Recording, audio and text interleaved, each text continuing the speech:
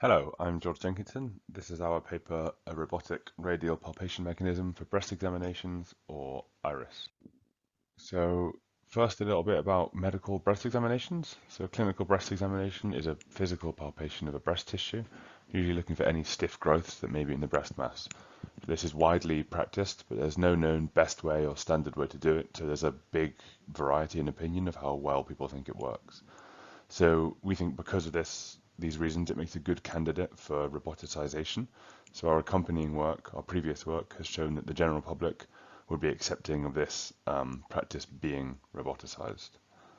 How do we make a robotic platform that can do this? So we've previously demonstrated a soft sensor, photographed here, that's capable of sensing contact and pressures in the range suitable for this purpose. And we can assume that this is relatively comfortable because that's one advantage of using soft materials.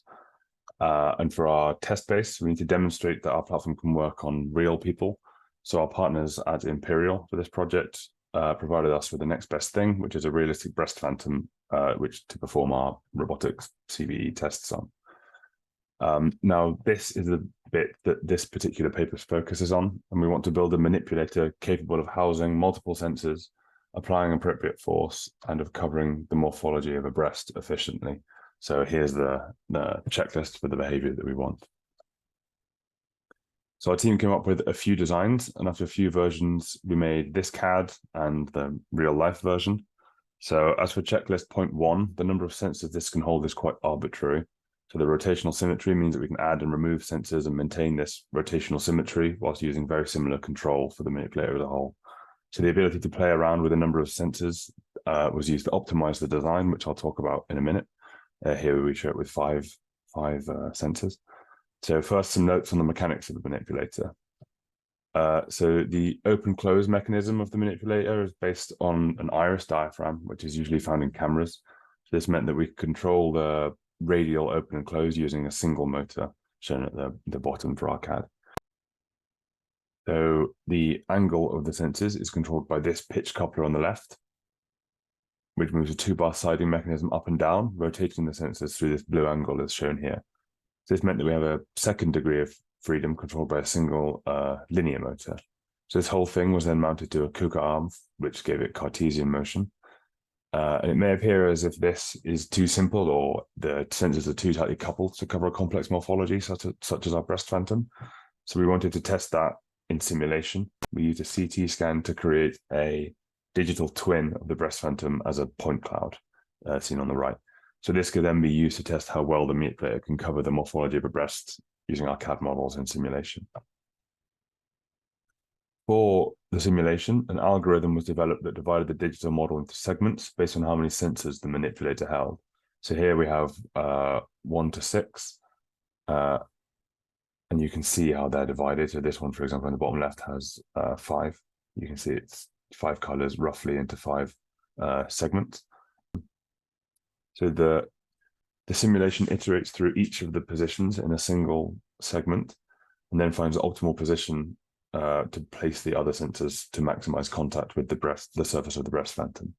So in this way, the total number of iterations in the table at the top taken to reach 100% is a proxy for the efficiency or the time taken for a manipulator with a given number of sensors to complete the full palpation covering the surface of our breast phantom.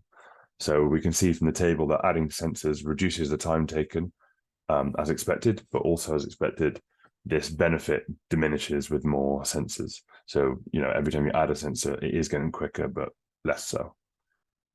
So considering the complexity of actually making this and adding sensors, we settled on using a configuration with 5 sensors.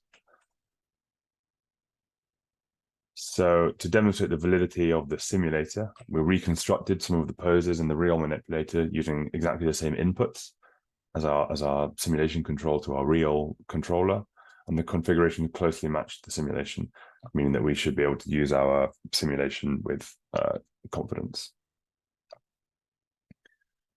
The final point on our checklist is to check that the manipulator can apply an appropriate range of forces with precision. So as the sensor holders or the fingers are quite long, this means that the manipulator can't squeeze a stimulus that is too small, something with a small radius close to the center with that much force. So on the left is an overlay. So this is similar to the position that we saw here. Is an overlay illustrating an example where the radius for the palpation is quite small, and then another where it's quite large.